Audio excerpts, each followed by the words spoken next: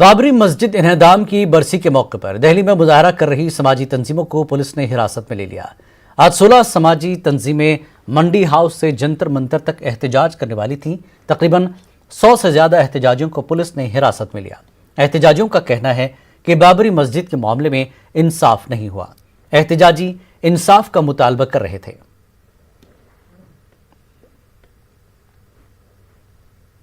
आज मुंबई में बाबरी मस्जिद की शहादत को याद किया गया। सोगवारा ने बाबरी मस्जिद, रजा अकेडमी और मुस्लिम तंजीमों ने एहतजाज किया। भिंडी बाजार मीनारा मस्जिद से पैदल मार्च निकालकर मुस्लिम अक्सरियत इलाकों में पायधोनी की खतरी मस्जिद, इसके बाद पैदल मार्च निकालकर भिंडी बाजार पर मीनारा मस्जिद के शाहरा और नवाब मस्जिद, शालीमार होटल के जंक्शन और दीगर मकामात पर रजा अकेडमी ने अजान और दुआ का एहतमाम किया। रजा अकेडमी के जनरल सेक्रेटरी सईद नूरी ने मुसलमानों की जानिब से बाबरी मस्जिद की बाजियाबी का मुतालबा किया। इस पूरे पैदल मार्च को पुलिस ने घेर रखा था और सिक्योरिटी के सख्त बंदोबस्त किए गए थे।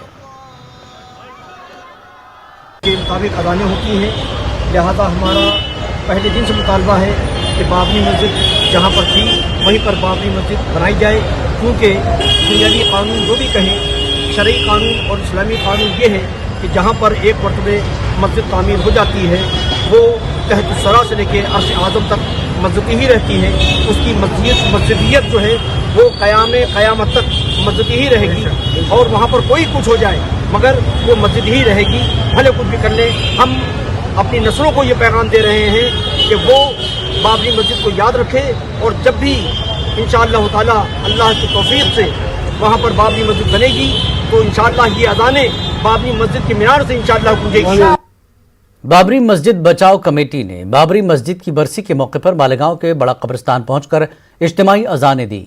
बाद में इसी कब्रिस्तान से एक बैनर लेकर बाबरी मस्जिद बचाओ कमेटी के जिम्मेदारान डॉक्टर बाबा साहब अम्बेडकर के मुजस्सिमे पर पहुंचे। एहतजाजियों ने बाबा साहब अम्बेडकर के मुजस्सिमे पर पुलिस अफसरान को मेमोरेंडम सौंपा। इस मौके पर पुलिस ने सख्त हिफाजती इंतजाम किए थे। वहीं शहर की अलग अलग तंजीमों ने प्रांत अफसर, डिस्ट्रिक्ट कलेक्टर, एडिशनल एसपी से मुलाकात कर उन्हें तहरीरी मकतूब दिया।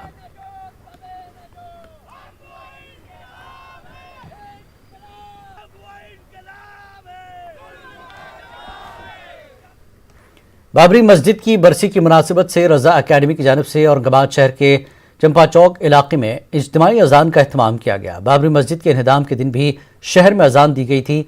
उस वक्त से ये सिलसिला जारी है। अजान के बाद दुआ की गई, जिसमें कोरोना वबा से निजात की भी दुआ मांगी गई। इज्तिमाई अजान के मौके पर समाजी फासले का खास ख्याल रखा गया था।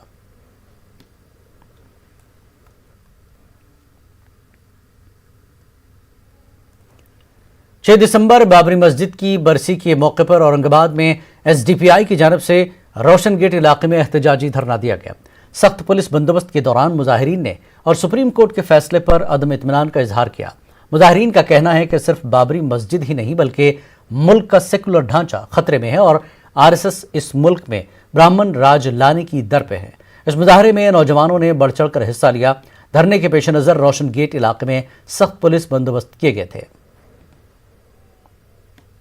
हमारी ये डिमांड है कि ये मस्जिद जो तो शहीद की गई है तो फिर वापस मुसलमानों को और मस्जिद को इंसाफ क्यों नहीं मिला। सुप्रीम कोर्ट ने जब ये माना है कि मस्जिद की जगह है और मस्जिद ही थी वहाँ पर, कोई मंदिर के जो तो वहाँ पर कोई वो नहीं था, सुराग नहीं मिला, तो फिर क्यों जो तो आस्था को जो तो ध्यान में रखते हुए जो तो फैसला किया गया। मेरे भाइयों याद रखिए, सबसे ज्यादा आवाज उठाने वाले इस नाइंसाफी के लिए, बाबरी मस्जिद के लिए हमारे गैर मुस्लिम भाई थे।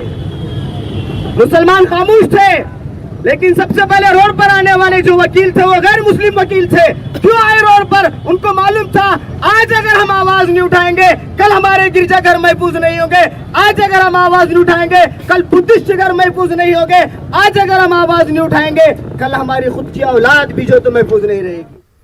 बाबरी मस्जिद की 28वीं बरसी के मौके पर औरंगाबाद के मौलाना अबुल कलाम आज़ाद रिसर्च सेंटर में मुस्लिम नुमाइंदा काउंसिल की क़यादत में इजलास हुआ। इस इजलास में बाबरी मस्जिद को जमहूरियत की अलामत करार देते हुए इस बात का अंदेशा जाहिर किया गया कि मुल्क में अक़लियतों का मुस्तक़बिल खतरे में है। इजलास की सदारत मुस्लिम नुमाइंदा काउंसिल के सदर ज़ियाउद्दीन सिद्दीकी ने की। इस इजलास में कसीर तादाद में लोगों ने शिरकत की। क्या हुआ? 6 दिसंबर 92 को बाबरी मस्जिद शहीद की गई। उसके बाद जो फसादात हुए बॉम्बे के अंदर, भोपाल के अंदर, अहमदाबाद के अंदर, और वो जो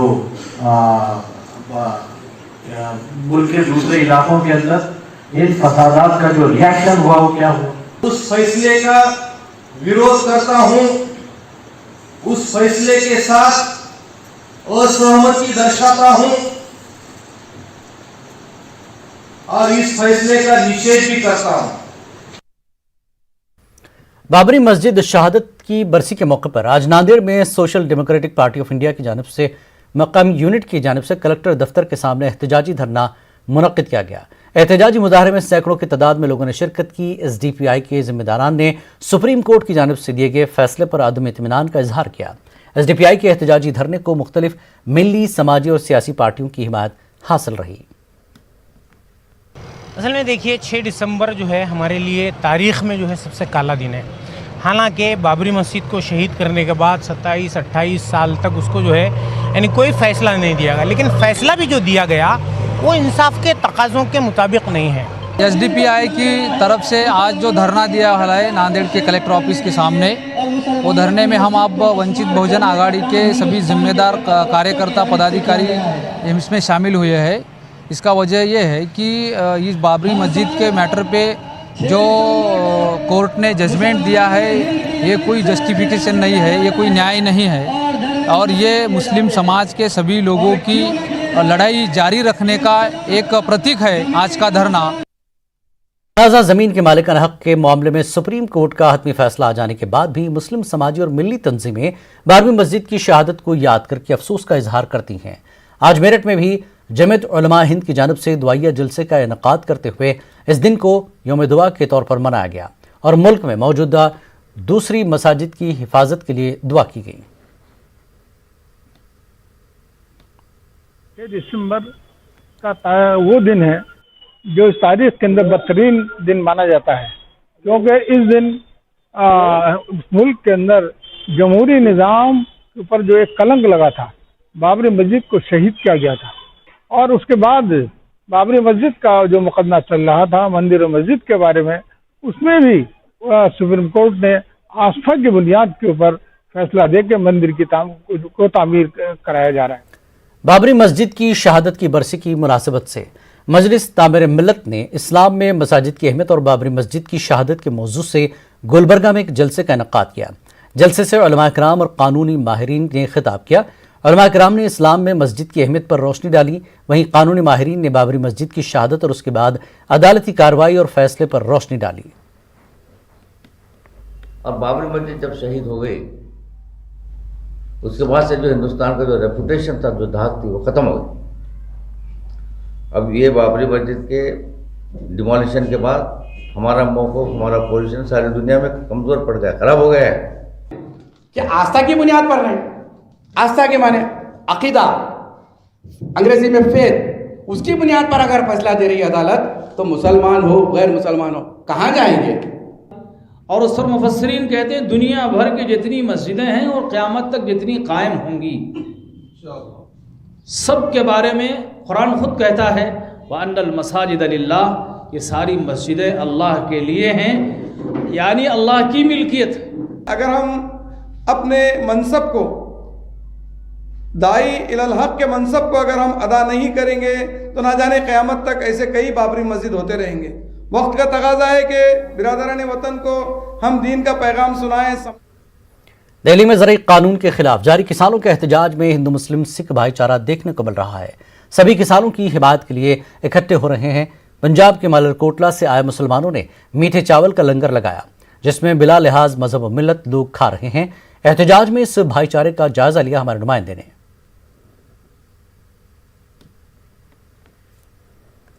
नए खेती कानूनों को लेकर लगातार दिल्ली में किसानों का संघर्ष जारी है और यहाँ पर हर धर्म, हर वर्ग जो है वो लंगर लगाकर बैठा हुआ है। मुस्लिम भाईचारा खास तौर पर मलेरकोटला से मुस्लिम भाईचारे हैं और यहाँ पर जो बाकायदा तौर पर मीठे चावल जो हैं वो लंगर के तौर पर बरताए जा रहे हैं, क्योंकि अव्वल अल्लाह नूर पाए कुदरत के सब बंदे, एक नूर ते सब जग उपजया कौन भले को मंदे। भाई जी, कैसे आप देखते हैं कि यहाँ पर किसानों का आंदोलन चल रहा है, लेकिन यहाँ पर चाहे किसानी के साथ कोई जुड़ा है या नहीं जुड़ा है, कोई धर्म है, कोई कुछ है, सब मिलकर इस आंदोलन में समर्थन दे रहे हैं? हम मलेरकोटला से आते हैं, जिसको हादा नारा की धरती भी कहा जाता है। जब गुरु गोबिंद सिंह जी के छोटे साहबजादों को शहीद करने के लिए हुक्म दे दिया गया था सरहंद के नवाब की तरफ से, तो नवाब शेर मोहम्मद खान जी ने हादा नारा मारा था और औरंगज़ेब को एक चिट्ठी लिखी थी, जिसमें उन्होंने बाकायदा कहा था कि इस्लाम हमें इस चीज़ की इजाज़त नहीं देता कि अगर किसी के पिता के साथ हमारी दुश्मनी है तो उनके बच्चों के साथ नहीं है, ये गैर इस्लामिक है, इसलिए आप बच्चों को रिहा कर दें।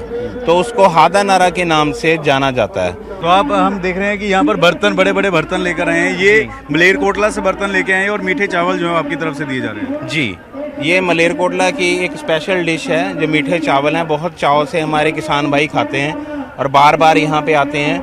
और हमें भी ये था कि अल्लाह ने हमें एक मौका दिया है कि जो किसान सारी दुनिया का पेट भरता है, आज हमें एक छोटा सा मौका अल्लाह ताला ने दिया कि हम उनकी खिदमत कर सकें। तो हम अपने आप को भाग्यशाली, अपने आप को बहुत ही ज़्यादा ये समझते हैं कि खुशकिस्मत हैं हम लोग हैं। तो यहाँ पर कोई फ़र्क नहीं है, कोई धर्म में फ़र्क नहीं है। पंजाब तो कहा जाता है कि गुरुओं की भी धरती है और पीरों की भी धरती है। हाँ जी, हाँ जी। आप कहाँ से आए हैं और मीठे चावल कितने अच्छे लग रहे हैं आपको? पटियाले तो आए हैं। पटियाले से हैं। अच्छा लग रहा है ये मीठे? बहुत अच्छा लगता है, सारा बंदा खा रहे हैं, बहुत बढ़िया। तो आप लगातार इसी तरह से जो है चावल देते रहते हैं? हाँ, डेली बराबर चल रहा है जी, दोनों टाइम चल रहा है, सुबह शाम के। तो ये तस्वीरें देखिए, ये भाई जी कहाँ से आए हैं आप और किस तरह से यहाँ पर हर वर्ग, हर मजहब जो है एक साथ नजर आ रहे हैं? बिल्कुल जी, बिल्कुल। तो जो सरकारें कहती रहती हैं हम इकट्ठे नहीं है, यहाँ पर तो सब मिलकर किसान के लिए सर भी एक है, किसान पूरे देश का है। देश का है। तो लग रहा है कि कानून वापस हो पाएंगे? बिल्कुल होएंगे। यहाँ पे कोई वो नहीं है कि हम देख कर किसी को देते हैं, यहाँ पे बिल्कुल ओपन है। कोई भी आ रहा है और लेकर जा रहा है, कोई भी आ रहा है। आप देखेंगे अगर यहाँ पे कोई वर्कर भी है ना, वो भी आते हैं, लेकर जाते हैं और उनसे पूछा जाता है, वो कहते हैं कि हमें खाने को मिल रहा है, हमें प्रॉपर न्यूट्रिशन मिल रहा है, हमें प्रॉपर चीज़ मिल रही है। बात करते हैं सर, किस तरह से देखते हैं आंदोलन को और किस तरह से देखते हैं कि सभी मिलकर यहाँ पर सब जो कहा जाता है, जो पंजाब कहा जाता है कि सभी इकट्ठे रहते हैं, वही मिनी पंजाब की झलक नज़र आ रही है, मिनी भारत की झलक जो है नज़र आ रही है? देखिए, मजहब तो नहीं सिखाता आपस में बैर करना इनकी, और खास करके मलेरकोटले का तो ऐतिहासिक पक्ष है जो सिखों के साथ जुड़ा हुआ है। कहीं कुछ भी हो जाए, मगर मलेरकोटले में सिखों का और मुस्लिम का भाईचारा अटल है। ये इन्होंने बड़ी बात कही कि मजहब नहीं सिखाता आपस में बैर करना, और ये खूबसूरती यहाँ पर देखने को भी मिल रही है। कैमरामैन अजय के साथ पंकज कपाई, न्यूज़ 18 दिल्ली। मजलिस उलमा खुतब इमामिया बिहार के ज़ेर-ए-एहतमाम बिहार उर्दू अकेडमी में एक प्रोग्राम का इनेकाद किया गया। कल्ब सादिक को खराज अक़ीदत पेश करने के लिए मुनक़्क़िद प्रोग्राम में मुख्तलिफ मसलक के उलमा दीन ने शिरकत की। प्रोग्राम से खिताब करते हुए मजहबी रहनुमाओं ने कहा कि मुसलमानों की खस्ताहाली का सबब मुसलमानों के दरमियान का इख्तलाफ है। जब तक इत्तेहाद का माहौल कायम नहीं होगा, मुसलमानों के मजमूई मसाइल हल नहीं होंगे। मजलिस उलमा ने डॉक्टर कल्ब सादिक की शख्सियत से लोगों को सबक लेने की अपील की और मसलकी इख्तलाफात के बावजूद इत्तेहाद का माहौल बनाकर काम करने पर जोर दिया। कल्ब सादिक साहब की ज़ात जो है वो मोहताज तारुफ नहीं है, आलमी पैमाने पर इंसान जानता है। लेकिन ये प्रोग्राम कराने का एक मकसद ये है कि उनकी यादें ताज़ा रहें और बराबर की जाएंगी। कल्ब सादिक साहब के हवाले से ये पैगाम हम देना चाहते हैं कि सबसे पहले वो जिस चीज़ को चाहते थे, वो चाहते थे कि सारे मुसलमान आपस में मिल के रहें, और इस सिलसिले में पूरी ज़िंदगी उन्होंने इत्तेहाद बैनुल मुस्लिमीन के लिए वक्फ़ कर दी थी। तो मेरा ये कहना है इस जलसे ताज़ियत को क्या इनेकाद करके कि कल्ब सादिक, डॉक्टर कल्ब सादिक को बेहतरीन खराज अक़ीदत बस ये है कि हम सारे मुसलमान मिलजुल के रहें। पूरी दुनिया में ये दौर ग्लोबलाइजेशन का है और दुनिया अब एक एंगल से सोचने की तरफ माइल हो चुकी है। ऐसे में इख्तलाफ, झगड़ा, लड़ाई, फूट किसी भी कम्युनिटी के लिए, किसी भी देश के लिए, किसी भी इदारे के लिए मुफीद नहीं है। इसलिए ये दौर ऐसा दौर है जिसमें हर आदमी संजीदगी से इस बात को गौर कर रहा है कि लड़ने में फ़ायदा है या मिलने में फ़ायदा है। कल्ब सादिक साहब एक शख्सियत नहीं थे बल्कि एक मैसेज थे, एक प्रोग्राम थे। और जो तीन चीज़ें जिनके बारे में उन्होंने सबसे ज़्यादा अहमियत दी, एक तालीम, दूसरा सेहत और तीसरा इत्तेहाद। इत्तेहाद मामलों के अंदर और इत्तेहाद पूरी हिंदुस्तानी कौम के साथ। देखिए, कहने को सब लोग अपनी अपनी बातें कहते हैं, लेकिन उन्होंने जो कर दिखा दिया। आज अगर हम सच में चाहते हैं कि उनको खराज अक़ीदत पेश करें, तो सबसे बड़ा खराज अक़ीदत यह होगा कि हम आपस में इत्तेहाद कायम करें, सच्चा इत्तेहाद, जिसमें हम एक दूसरे की भाईचारगी को बढ़ाएं, हम इल्म के मैदान में आगे बढ़ें और हम सेहत के मैदान में। वक्त एक ब्रेक के बाद फिर लौटते हैं। यूपी के फर्रुखाबाद जिले से बरतानवी सल्तनत की तल्ख यादें जुड़ी हैं। यहाँ एक गांव खुदागंज में एक ऐसी जगह है जहां अंग्रेजों ने अपने फौजी अफसर रॉबर्ट को 1857 के आज़ादी की जद्दोजहद को दबाने में अहम किरदार अदा करने के सिले में एक सलीब पेश की थी। वहीं मुगल दौर की मस्जिद और सराय आज भी इस तारीख की गवाही दे रही हैं। दोनों जगहों को महकमा आसार कदीमा ने महफूज रखा है, लेकिन इसकी देखभाल का कोई ख्याल नहीं रखा।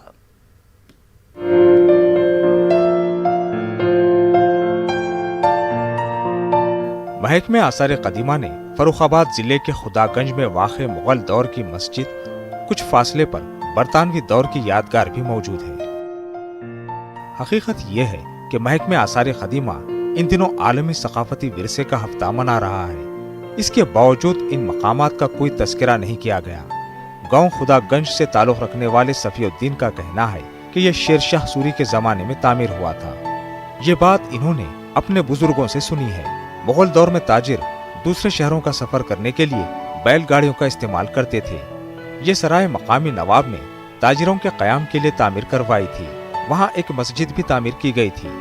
सराय की ज़ाहिरी शक्ल अब बदल गई है, हालांकि ये मस्जिद महफूज है। ये शाही जामा मस्जिद है खुदागंज। पुरातत्व विभाग का एक उन्होंने अपना रखा हुआ है लड़का, लेकिन वो किससे यहाँ से लड़ाई ले। अब सब दबंग लोग हैं यहाँ पर, तो अब जिसका भूसा भरा हुआ है वो बेचारा लड़का क्या करे। तो अब जब कोई एक्शन जब लें कोई अधिकारी लोग, तो उस लड़के को भी थोड़ा सपोर्ट मिले। अब लड़का बेचारा अकेला क्या करेगा। यहाँ पे नमाज अदा की जाती है। ये मस्जिद किसने बनवाई थी? ये शेरशाह सूरी द्वारा निर्मित है। ये पूरा जो स्थान है, ये सराय है। सराय के अंदर में ही चारों तरफ से ये मतलब सराय है, और सराय के बीच में बिल्कुल पड़ता है। ये प्राचीन काल में शेरशाह सूरी ने व्यवस्था करी थी यहाँ पे ठहरने के लिए। जो यात्रीगण आते थे उनको मतलब परेशानी होती कहाँ जाके रुके, तो वो यहाँ पे रुकते थे। यहाँ पे कुआं था, वहाँ पे पानी पीते थे, अपना भोजन व्यवस्था यहीं पे करवाते थे, अपना खाना पीना खाते थे। खुदागंज में जो सराय और मस्जिद है, जो फर्रुखाबाद का एक बहुत ही प्रसिद्ध स्टेशन भी है, दर्शनीय स्थल भी है, इसका निर्माण शेरशाह सूरी ने कराया था। इन सरायों का निर्माण केवल फर्रुखाबाद में ही नहीं, अभी तो अपने पूरे साम्राज्य में उसने सरायों का निर्माण बड़े पैमाने पर कराया, क्योंकि बड़े पैमाने पर व्यापार और व्यवसाय के लिए उसने grand trunk road GT road का निर्माण कराया था। और इस GT रोड के सहारे उसने इस तरह की सरायों का निर्माण कराया था, जिसमें हिंदू मुसलमान समस्त व्यापारी उसके साथ सरकारी कर्मचारी भी रुका करते थे। इन सरकारी कर्मचारियों के माध्यम से तमाम विद्रोहों की जानकारी, तमाम डाक सूचनाएं एक दूसरे तक प्रेषित होती थी। क्योंकि कन्वेंस का साधन बहुत उत्तम नहीं था, इसीलिए लोग रात में रुकने के लिए सरायों का प्रयोग करते थे। और वर्तमान हालत में ये सराय जो है पुरातत्व विभाग की लापरवाही के कारण बहुत ही जीर्ण अवस्था में है। प्रशासन का भी इसको ध्यान नहीं है। यदि इनके ऊपर ध्यान दिया जाए तो निश्चित रूप से ये आगामी जो यूथ है, आगामी जो पीढ़ी है, उसको इंस्पिरेशन देने के लिए बहुत अच्छा जरिया बन सकती है। आर्किटेक्चर का बहुत बेहतर नमूना है। तो मुझे लगता है कि सरकार को, प्रशासन को और विशेषकर पुरातत्व विभाग को इस ओर ध्यान देना चाहिए। इस जगह को लेकर 1919 में उस वक्त के कलेक्टर ने गजट में फौजी अफसर अर्ल रॉबर्ट के मामले का जिक्र किया था। कलेक्टर के मुताबिक 1857 में फौजी अफसर रॉबर्ट ने बरतानवी हुकूमत के खिलाफ उठने वाली आवाज को दबाने में कामयाबी हासिल की थी। रॉबर्ट को इनाम के तौर पर खुदागंज में ही क्रॉस बतौर तोहफा दिया गया था, जिसे आसार कदीमा ने महफूज रखा है। एक पुराना पत्थर भी है जिसकी लिखी गई तहरीर अब मिट चुकी है। वहीं इसके आसपास अब खेती होती है। Bureau report, news 18 Urdu. Karnataka के रायचूर में मुस्लिम थिंकर्स फोरम के रुकन डॉक्टर रज़ाक उस्ताद ने कहा कि रियासत की येडियुरप्पा हुकूमत के रवैये से ऐसा लगता है कि हुकूमत जल्द महकमे अक़लियती बहबूद को बंद करने वाली है।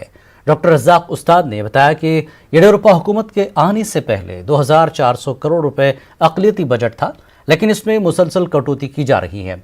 रज़ाक उस्ताद ने हुकूमत के रवैये के खिलाफ मुस्लिम थिंकर्स फोरम की जानिब से रियासत गिर एहतजाज करने की धमकी दी है।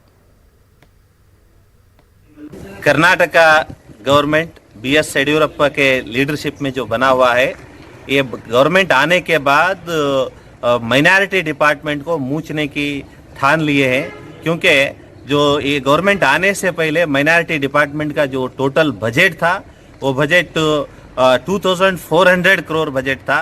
अभी उसको कट करके 700 करोड़ को लाके रोक दिए हैं लोग। इसमें स्पेशली बहुत सारे स्कीम्स को रद्द कर दिए हैं और बहुत सारे स्कीमों के बजट को रोक के रखे हुए हैं। इसलिए हम पूरे स्टेट में ये गवर्नमेंट के खिलाफ प्रोटेस्ट करेंगे। मगरबी बंगाल में बीजेपी ने असेंबली चुनाव के पेश नज़र अब अवामी राब्ते की मुहिम भी शुरू कर दी है। बीजेपी लीडर कैलाश विजयवर्गीय ने ममता हुकूमत पर अक़लियतों की खुशामद करने का इल्ज़ाम आयद किया। उन्होंने बताया कि मोदी हुकूमत अपना वादा पूरा करते हुए जनवरी से CAA के तहत रेफ्यूजीज को शहरियत देने का अमल शुरू करेगी। हर घर संपर्क प्रारंभ हो रहा है भारतीय जनता पार्टी के द्वारा। जिस तरीके से ममता जी के शासन में कोल माफियाओं को संरक्षण दिया गया बाइकों के द्वारा, सेंड माफियाओं को संरक्षण दिया गया भाइकों के द्वारा, काऊ तस्करी को संरक्षण दिया गया भाइकों के द्वारा, गोल्ड तस्करी को संरक्षण दिया गया भाइकों के द्वारा, सिंडिकेट राज के माध्यम से जनता का जिस प्रकार शोषण हुआ, यहाँ तक कि प्रधानमंत्री जी ने अल्फान तूफान के दौरान 1000 करोड़ रुपया जो भिजवाया था उसमें भी भ्रष्टाचार हुआ है। और ये मैं नहीं कह रहा हूँ, ये पश्चिमी बंगाल की हाई कोर्ट ने केक को जांच के आदेश दिए हैं। भारतीय जनता पार्टी जो कहती है वो करती है। भारतीय जनता पार्टी ने कहा था कि बांग्लादेश के शरणार्थियों को नागरिकता हम प्रदान करेंगे। CAA बिल प्रधानमंत्री जी और गृह मंत्री अमित शाह जी ने पार्लियामेंट से पारित कराया। CAA बिल के खिलाफ ममता जी सहित जितने भी राजनीतिक दल के लोग हैं वो सुप्रीम कोर्ट में गए हुए हैं। सुप्रीम कोर्ट में सुनवाई होने के बाद मोस्ट प्रोबेबली जनवरी से सारे लोगों को जो शरणार्थी हैं उनको नागरिकता देने का काम भारतीय जनता पार्टी की सरकार। झारखंड में JMM कांग्रेस और RJD इत्तेहाद वाली हेमंत सोरेन हुकूमत के क़याम को तकरीबन 1 साल का अरसा हो गया है, लेकिन अब तक हज कमेटी, वक्फ बोर्ड, अक़लियती कमीशन, उर्दू एकेडमी जैसे फलाही इदारों का क़याम अमल में नहीं आ सका है। इस गैर संजीदा सरकारी रवैये पर हुकूमत में शामिल पार्टी के लीडरान और कारकुनान भी आवाज़ उठाने लगे हैं। कांग्रेस अक़लियती कमेटी के साबिक़ तर्जुमान परवेज़ अख्तर ने 7 दिसंबर को वज़ीर आला हेमंत सोरेन की क़यादत में होने वाली महकमे फलाह की तज्ज़ियाती मीटिंग में अक़लियती फलाह के ताल्लुक से तमाम इदारों के क़याम से मुताल्लिक़ फ़ैसला लेने का मुतालबा किया है। तबका ने इस सरकार को बनाने में बहुत अहम नुमाया रोल अदा किया है, अपने वोटों की कुर्बानी दी है और झारखंड की भाजपा की सरकार को हटाकर हेमंत सोरेन की क़यादत में नई सरकार की तश्कील किया, जिसका हम वालहाना इस्तकबाल करते हैं। लेकिन 1 साल वक्फा पूरा होने के बावजूद जो हमारे अक़लियत तबका के तमाम ऐसे बोर्ड हैं जिससे हमारे अक़लियत तबका का फलाह होता है, अब तक उनका क़याम अमल में नहीं है, जो अफसोसनाक है। 7 तारीख को वज़ीर आला रियासत झारखंड जनाब हेमंत सोरेन साहब अभी समीक्षा बैठक करेंगे। मैं उनसे गुजारिश करूंगा कि सबसे पहले आप इस रियासत की अक़लियती तरक्की के लिए अक़लियती कमीशन में फ़ौरन लोगों को जगह दीजिए, नुमाइंदगी दीजिए ताकि काम हो सके। वक्फ बोर्ड फ़ौरन बनाइए, उसकी तश्कील करें, उसमें नुमाइंदा हमको दें। अक़लियती मालियती कारपोरेशन जो सबसे ज़्यादा ज़रूरी है, हमारे बच्चों को स्कॉलरशिप मिलता है, उसको दें। मदरसा एजुकेशन बोर्ड सबसे अहम मसला है और बिहार से झारखंड बनने के बाद हम लोगों ने यकीन किया था कि ये बनेगा और हमारे जो बच्चे हैं वो दीनी तालीम से वाबस्ता होते कैसा आलिम फाजिल बनेंगे और रियासत की खिदमत करेंगे, वो भी नहीं हो पा रहा है। और सबसे अफसोसनाक मामला हमको लगता है कि आज तक उर्दू एकेडमी का नहीं बनना बहुत अफसोसनाक है। मध्य प्रदेश हुकूमत ने लव जिहाद कानून के मुसव्वदे पर अपनी मुहर लगा दी है। वज़ीर आला शिवराज सिंह की सरबराही में मंत्रालय में मुनक्कदा मीटिंग में लव जिहाद कानून के मुसव्वदे को पेश किया गया था। सीएम शिवराज सिंह की मंजूरी के बाद लव जिहाद कानून के मुसव्वदे को आखिरी शक्ल दे दी गई है। अब इसे 28 दिसंबर से शुरू होने वाली असेंबली सेशन में पेश किया जाएगा। असेंबली सेशन में कानून पास होने के बाद मध्य प्रदेश लव जिहाद कानून का निफाज कर दिया जाएगा। मुसव्वदे में जहां पहले लव जिहाद अंजाम देने वालों को 5 से 10 साल की सजा की तजवीज़ की गई थी, वहीं सीएम की हिदायत पर सजा के साथ 1 लाख जुर्माना आयद करने की भी तजवीज़ मुसव्वदे में पेश की गई है। वज़ीर आला शिवराज सिंह ने पिछले महीने ही वाज़ेह तौर पर कह दिया था कि लव के नाम पर जिहाद करने वालों को मध्य प्रदेश में कोई जगह नहीं है।